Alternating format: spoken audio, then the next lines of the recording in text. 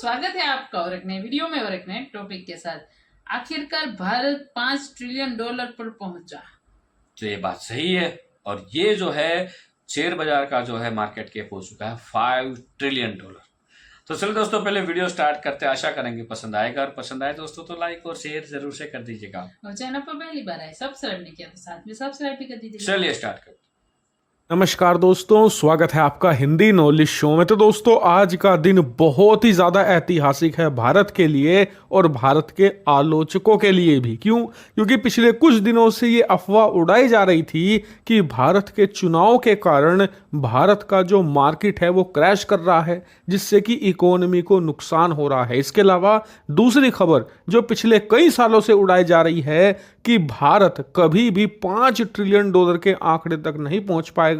तो खैर उन लोगों का भी ये सपना चकनाचूर होना शुरू हो चुका है और उन लोगों को मुंह छुपाने के लिए कोई जगह अब नहीं दिख रही। मैं ऐसा क्यों कह रहा हूं, आप अपनी स्क्रीन पर खुद देख लीजिए। रिपोर्ट निकलकर सामने आ चुकी है कि अब से कुछ ही मिनटों पहले भारत ने अपने पूरे इतिहास में पहली बार $5 ट्रिलियन का आंकड़ा छू लिया है, बल्कि भारत इसके पार भी जा चुका है। इतना ही नहीं, भारत अब जो दुनिया के टॉप 5 देश है उसकी सूची में आने ही वाला है, बस एक कदम दूर खड़ा है। लेकिन किस चीज के मामले में हमने $5 ट्रिलियन का आंकड़ा छुआ है?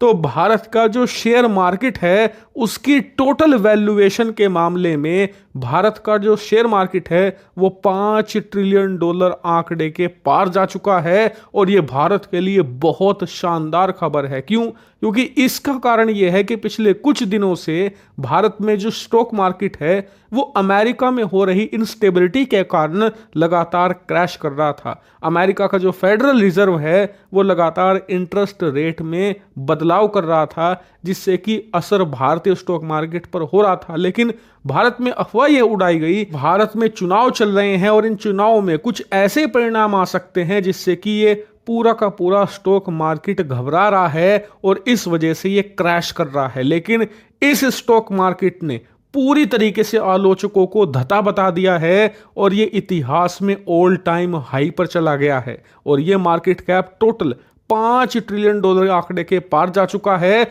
और इतना ही नहीं, जो ये कहा जा रहा था कि भारत की जो टोटल जीडीपी, टोटल अर्थव्यवस्था कभी भी $5 ट्रिलियन के आंकड़े को पार नहीं करेगी, तो खैर उनका ये सपना भी टूट सकता है। क्योंकि स्टॉक मार्केट एक बहुत बड़ा इंडिकेटर होता है आपके फ्यूचर जीडीपी ग्रोथ का। क्योंकि किसी देश का स्टॉक मार्केट जब इतने भयानक रफ्तार से बढ़ता है तो इसका मतलब उसमें विदेशी निवेश तेजी से आ रहा है। यानी कि दुनिया भर की जो कंपनियां हैं वो उस देश में तेजी से अपना जो बिजनेस है उसे एक्सपैंड कर रही है और साथ ही जो निवेशक हैं जो अपनी मेहनत की कमाई भारत में लगा रहे हैं उन्हें यकीन है कि भारतीय अर्थव्यवस्था आने वाले समय में इतनी रफ्तार से बढ़ेगी कि उनका जो पैसा है वो दिन दोगुनी रात चौगुनी रफ्तार से डबल तिबल हो जाएगा। इस बात का गवाह खुद इतिहास है। आप इतिहास उठाकर देख लीजिए, जितने भी सुपर पावर देश बने हैं, खासकर कि इकोनॉमिक सुपर पावर, सबके साथ ही हुआ है।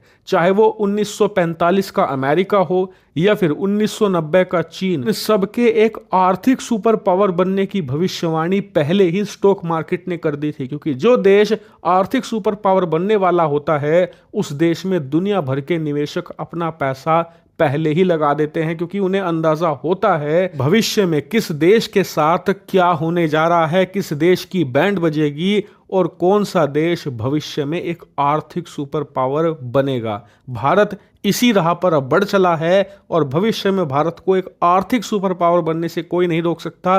ये भारत का हक है, ये भारत की डेस्टिनी।